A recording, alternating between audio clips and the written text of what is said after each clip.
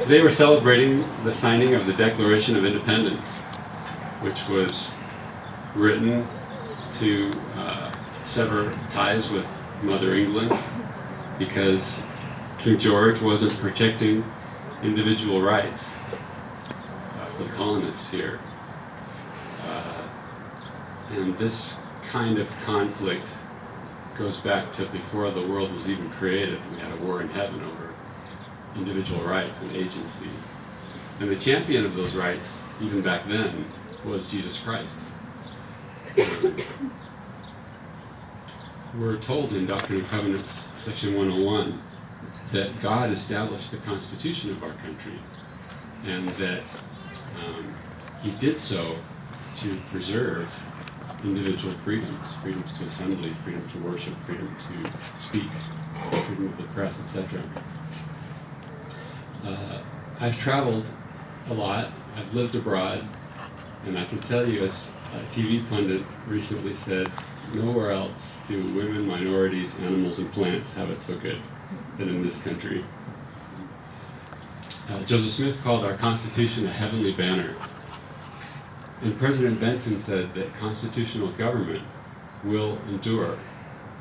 And my personal opinion is that while it may not endure in the marbled halls of Washington, D.C., there will always be a place somewhere on this continent where constitutional government exists. We're also told that Latter-day Saints will have a great role in preserving that Constitution. And I guess the choice as to whether we continue to enjoy the freedoms enumerated in that document depend on a number of things. But we should ask ourselves, are we going to participate in the preservation of the Constitution? Are we going to enjoy those blessings? Or are we going to be among Americans who lose those blessings? Because some will, I believe.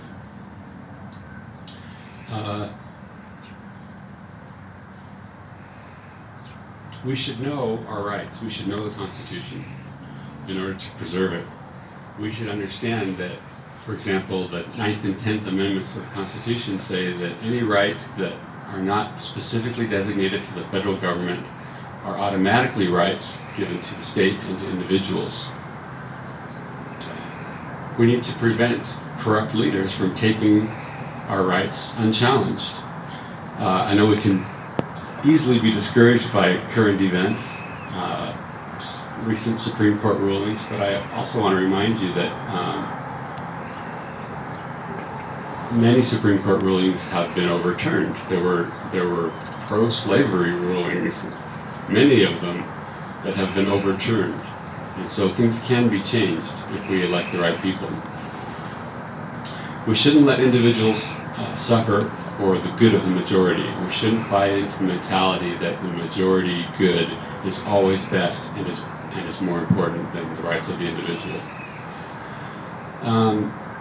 We should avoid being designated as victims so that we can be rescued and cared for and protected by our government. That's not what our Constitution is about. That's not what agency is about. That's not how Heavenly Father wants us to live. And so when anyone tries to make you feel like a victim or put you in a category where you need special protection, you need to rethink that and maybe evaluate perhaps your relationship to Heavenly Father as a divine son or daughter of God who has power to choose what's best for you and can enjoy inspiration from God to know what's best for you far better than any government or organization. Consider running for office. Consider being one of those people who will stand up locally, at the state level or at the federal level, and preserve and protect our Constitution. Most importantly, as the Book of Mormon tells us, that we must serve the God of this land in order to continue to enjoy freedom. Freedom just can't exist if we're not following the commandments that are directly tied to freedom. We're told that as we obey, we prosper. I believe that's talking about freedom. Yes, we should testify of God's plan in defending freedom and in defending the Constitution. However, Scripture should not be, the words of the prophets should not be our only arguments in the public square for why certain things should be preserved and protected. If they are our only basis of argument, then we will lose the debate. We need to learn, as the Doctrine and Covenants tells us, learn of countries, of governments, of languages, of wars, the complexities of nations. We need to learn secular knowledge. We need to have that information readily on hand in order to defend our rights and our privileges.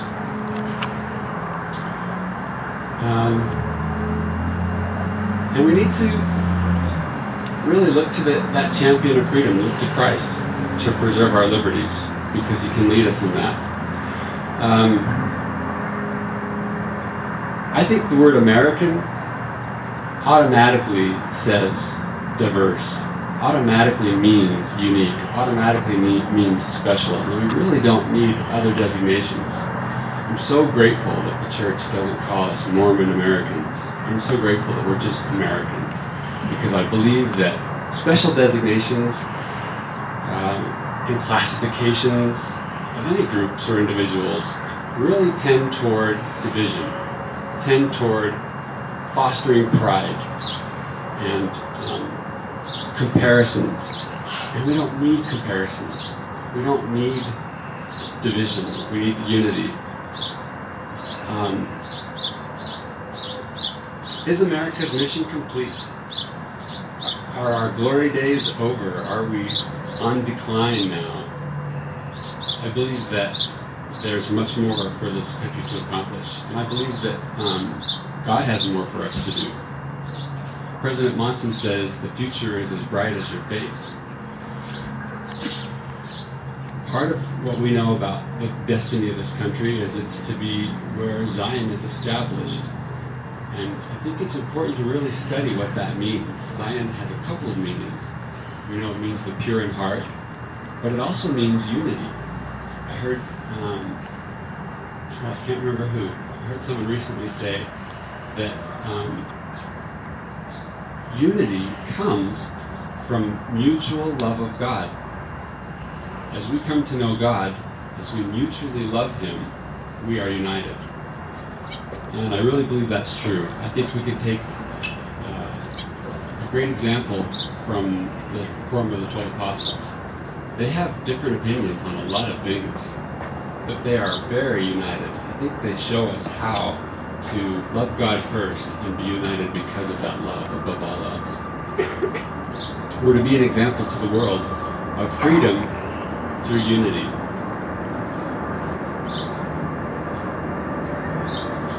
I'm so grateful to live in this land. I know even our constitutional government isn't perfect, but it's the best thing that we have until there's a politician who is incorruptible. We will have a politician who is incorruptible, but only when Christ returns.